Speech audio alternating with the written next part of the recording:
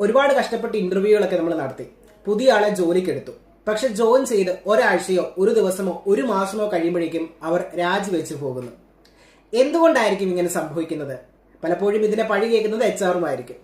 ഒരു കമ്പനിയെ സംബന്ധിച്ചിടത്തോളം ഈ ഒരു എംപ്ലോയി അട്രീഷൻ എന്ന് പറയുന്നത് വളരെ നഷ്ടമാണ്. അപ്പൊ ഇവിടെ നിന്ന് ഞാൻ ചർച്ച ചെയ്യാൻ പോകുന്നത് എങ്ങനെയാണ് ഇത് ഒഴിവാക്കാൻ കഴിയുന്നത്, എന്തുകൊണ്ടാണ് എംപ്ലോയീസ് ജോയിൻ ചെയ്ത ഉടനെ രാജിവെച്ച് പോകുന്നത് എന്നാണ്. ആദ്യം പ്രധാന കാരണങ്ങളിലേക്ക് നമുക്ക് പോകാം.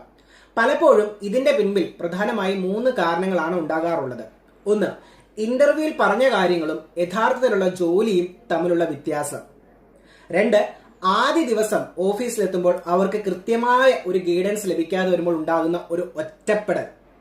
3, ടീമിലെ മറ്റുള്ളവരുമായോ മാനേജറുമായോ ഒത്തുപോകാൻ കഴിയാത്ത സാഹചര്യം. First impression is best impression എന്ന് പറയുന്ന പോലെ വരുമ്പോഴേ കിട്ടുന്ന നെഗറ്റിവിറ്റീസ്. ഇനി ഇതെങ്ങനെ പരിഹരിക്കാം? ഇത്തരത്തിൽ എംപ്ലോയീസ് ജോയിൻ ചെയ്ത ഉടനെ റിസൈൻ ചെയ്ത് പോകാതിരിക്കാൻ പരിഹരിക്കാൻ വളരെ കുറച്ച് കാര്യങ്ങൾ ശ്രദ്ധിച്ചാൽ മതി. 1, ഇന്റർവ്യൂ സമയത്ത് തന്നെ ജോലിയെക്കുറിച്ചും കമ്പനിയുടെ കൾച്ചറിനെ കുറിച്ചും കൃത്യമായ ധാരണ നൽകുക.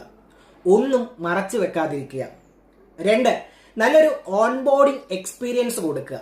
ജോയിൻ ചെയ്യുന്ന ആദ്യ ആഴ്ച അവർക്കൊരു ബഡി അല്ലെങ്കിൽ ഒരു മെന്ററിനെ നൽകുക.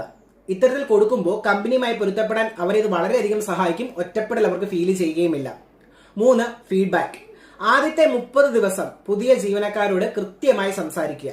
അവർ നേരിടുന്ന ബുദ്ധിമുട്ടുകൾ, അവരുടെ തടസ്സങ്ങൾ, ജോലിയിൽ ഉണ്ടാകുന്ന വെല്ലുവിളികൾ എന്നിവ കൃത്യമായി അവരുമായി കമ്മ്യൂണിക്കേറ്റ് ചെയ്ത് അത് പരിഹരിക്കാൻ ശ്രമിക്കുക. അപ്പൊ ഇത്തരത്തിലുള്ള കൊച്ചു കാര്യങ്ങൾ നമ്മളൊന്ന് ശ്രദ്ധിച്ചു കഴിഞ്ഞാൽ എംപ്ലോയീസ് ജോയിൻ ചെയ്ത ഉടനെ റിസൈൻ ചെയ്യുന്നത് ഒഴിവാക്കാം. നമ്മുടെ കമ്പനിയുടെ കോസ്റ്റ് നമുക്ക് സേവ് ചെയ്യാനും സാധിക്കും. നമ്മളും ഹാപ്പിയാകും, അവരും ഹാപ്പിയാകും. Have a great day.